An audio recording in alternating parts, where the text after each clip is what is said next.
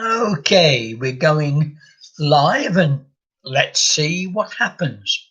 Welcome to 4 o'clock Sunday Stories with a difference. As I mentioned earlier, though, it seems that I've been banned for the moment from producing live video on Facebook. Now, they won't tell me why I've been banned or which particular video or comment of mine has upset them, although I've probably made a few. But there you are. I'm looking at another platform called Rumble, which I'm hoping to go onto for videos, and maybe you'll join me there.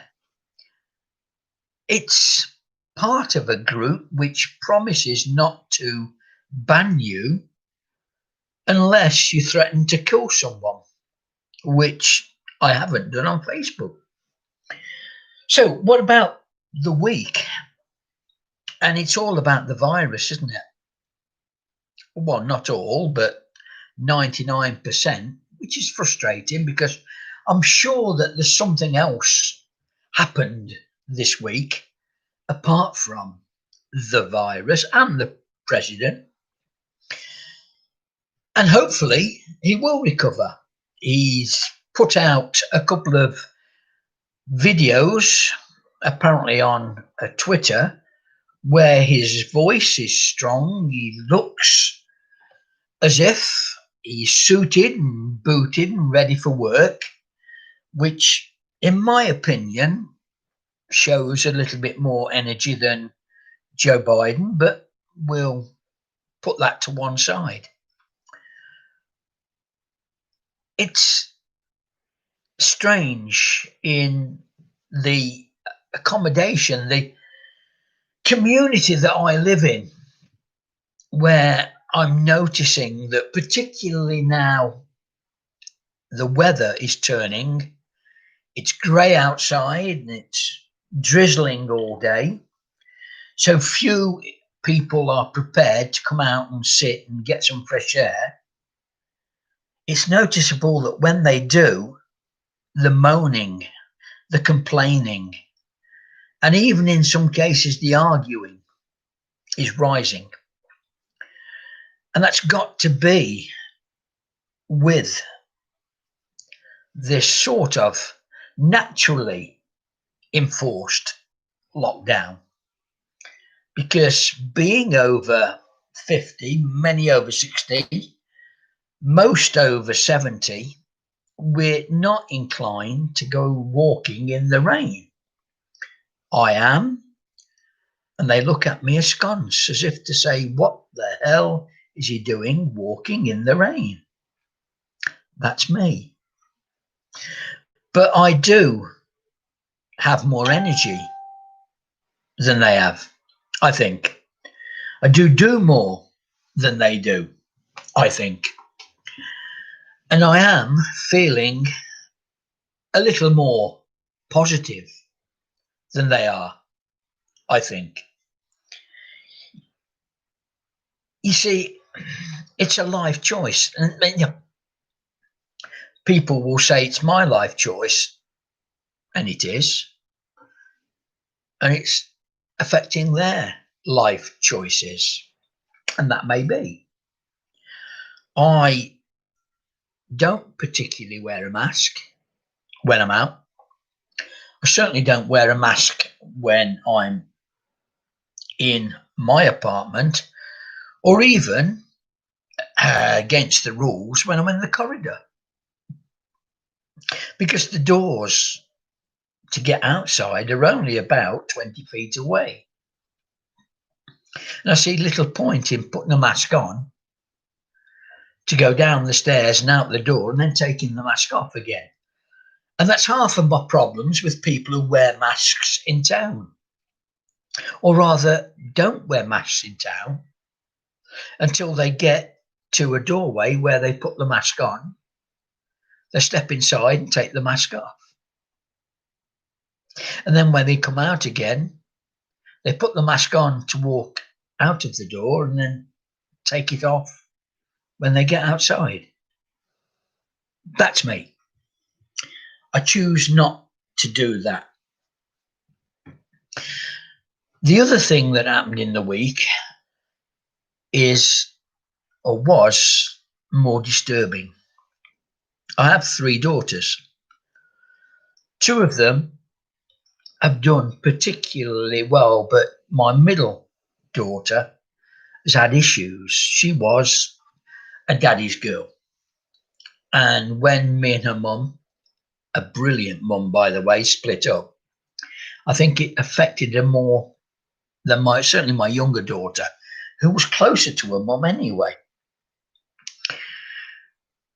And me and the middle daughter talk regularly, 2-3 times a week sometimes over the phone, or we contact each other over Messenger.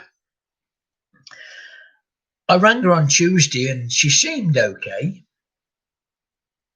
And then I tried to ring again on Friday and there was no reply. I tried 2 or 3 times.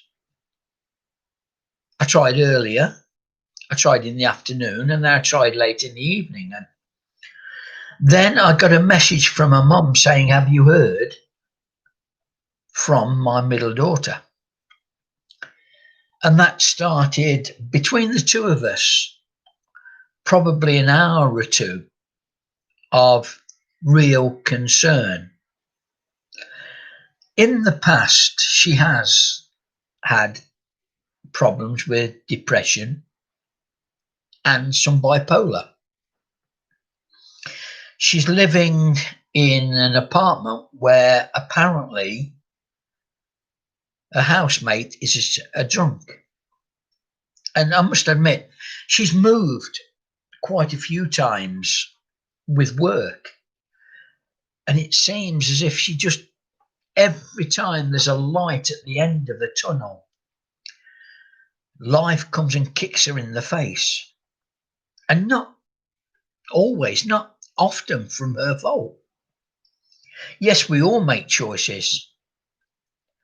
And we all have to take responsibility for the choices. But if we move into a place where the tenants are good and then they move out and tenants come in that are bad, then is it our fault? Is it her fault? That's for others to decide. But as the hours went on through the evening, and I tried to contact her through various messages with no luck. Her mum tried to contact her, and actually, me and her mum talked for about an hour or so about our concerns. And then we saw that some messages were going out over WhatsApp, which sort of put our minds at rest, although still concerned that she didn't contact me. That was a fairly sleepless night. In the morning, it was confirmed that messages had gone out, and so we assume, because she still hasn't contacted me, we assume that she's okay. So she's in her 30s, but she didn't have a very good upbringing in terms of teenage years, where she was subjected to bullying at school, and she'd lost a dad in terms of being there for her. And so I'm sure that she's carried that through with her. I'm sure that that has had an effect on how she reacts now when things go wrong. And it's one of the reasons I'm passionate about getting people to tell their story. Because I'm sure that until my daughter is able to tell the story, if she ever wants to tell the story, it will be in there. It'll be locked. And there are many, many people for whom drugs, beer, alcohol is maybe a way of. Now that's not my daughter. She's not doing that, but it's their way of coping with this story that's in there. And so my passion has always been to help people tell their story. And maybe one day I can get my daughter to tell her story, so that that story can maybe help other young women who are going through what she went through as a teenager, what she went through in her 20s, and what she's going through now in her 30s.